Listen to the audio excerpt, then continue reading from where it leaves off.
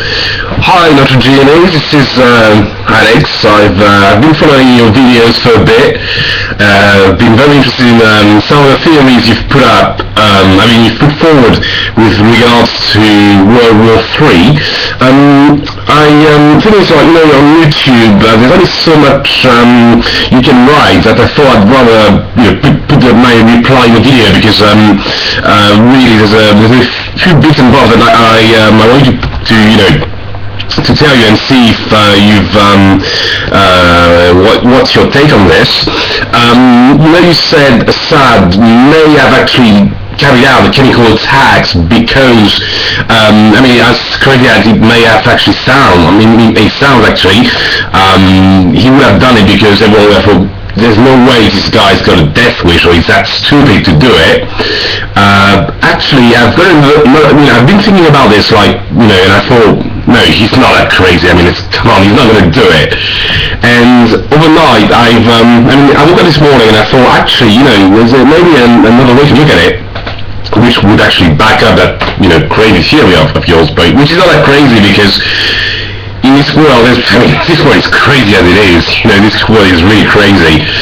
I think he may have done it because, remember, although you think the US wants this war, China and Russia also want this war, because we know the Chinese yuan or renminbi is going to become the next world reserve currency. But it will not happen without a collapse of the US dollar. And we all know, for the collapse of the US dollar to happen, they need to cover it up. They need to cover up. Anyways, for it's international relation theory right here again, that soft power is not enough. The Chinese, as you mentioned, people like the Chinese because they build the stuff up. They build bridges. The American will destroy a bridge. The Chinese will come later and rebuild it. So this is not enough. If you're going to have hegemonic power, you need to show you have military power, and to do that, you need this war too. You need this war. So what do? Well, this war is going to happen. So you need to. It's really a trap. They're posturing, saying, okay, well, you better back down, or something bad's going to happen, but they know you won't back down. So what do? They lure you into war, and they bring you into Syria. Well, that's where you've been trying to come in. You're trying to get through to Iran, but we know what your plan is. Well, let's have it. Okay, Mr. Assad, you know what you have to do, and most chances are Assad probably, postured back and said, I'm not triggering those chemical weapons here. I'm not doing that. But what I said to him is like, hey, they're going to come one way or another. We are combat ready now. We are ready, and we will back you up all the way.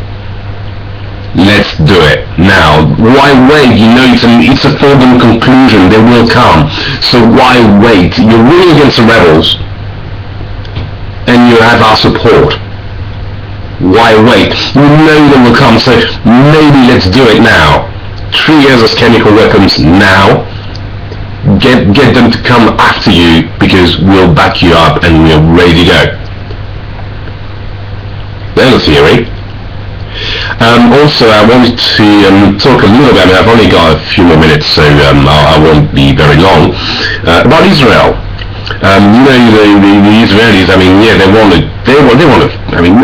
to flat Iran. They want to take it over. They want to make sure that Iran is no longer. Remember, all the Israelis are really interested in this game is to secure their surroundings. It's a Zionist plot. They just want to land where the Jews are not persecuted. So, one theory, crazy theory again.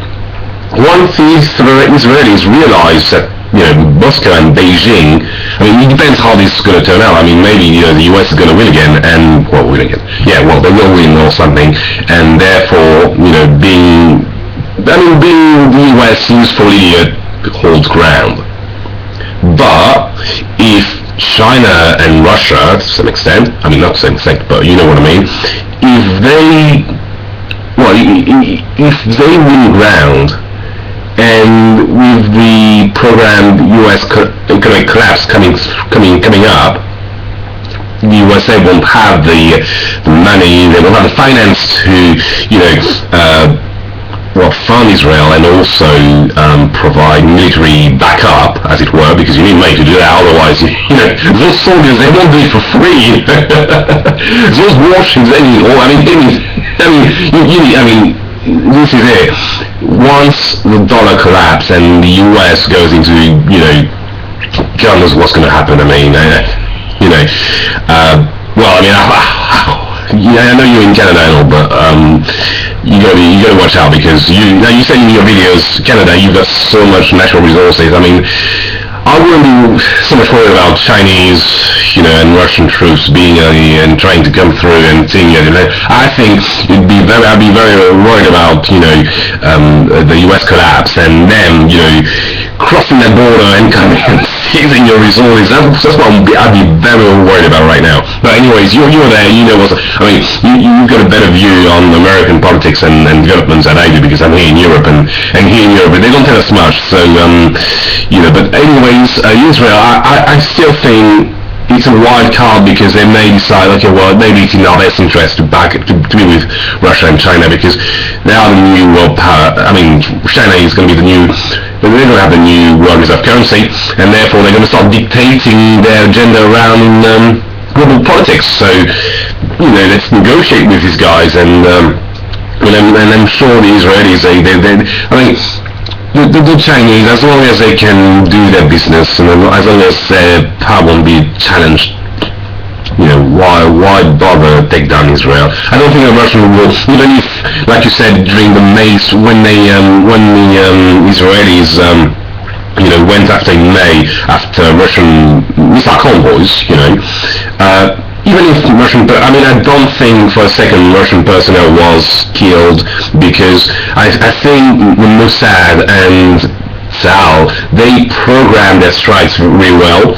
I think they made sure that no one was on there. Otherwise, like you said, it would have been World War III right there, right then, and there would have been no way to cover it up. Not to cover it up, but to contain it within the borders of Syria, which is what's happening right now. So,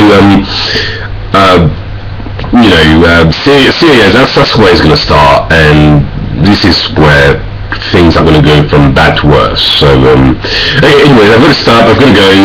We'll be doing more videos later instead of writing comments, because I think this is, I get it. I know you want more views on your videos, and you'd like people like myself to share it with, friends and on Facebook and stuff, so you get like maximum audience. But just one quick point. I've been talking about this with friends, and some friends, not a lot of friends, but some people. I've been telling them about, World War III is coming. And when you tell them about it, they're like, what are you talking about? No, and then you put some sound arguments to their face, saying, oh yeah, but look at the economic collapse, and they'll be like, what economic collapse are you talking about? Well, 1 out of 6 Americans are on food stamps. The debt is just not, it's, the trillions and trillions of dollars of debt that not only the US government but everyone else owes. It's just beyond this world, and we're just living on borrowed times and all. Anyways, I'm going to stop here. Let me know what you think. Let me know if this whole triggering point in Damas holds ground in your favor, because you said it yourself, you've been covering this since you were knee-high, which is not my case. Also, can we do a video, next time, if you could, you said that the collapse of the USSR was actually, there was some sort of cover-up here, and it was not exactly a collapse. Can you expand on this a bit? Because I'm quite interested in hearing what you've got, what's your theory on this, and what really happened in '91. I'm really keen to hear that. And okay, gotta go now. Thanks.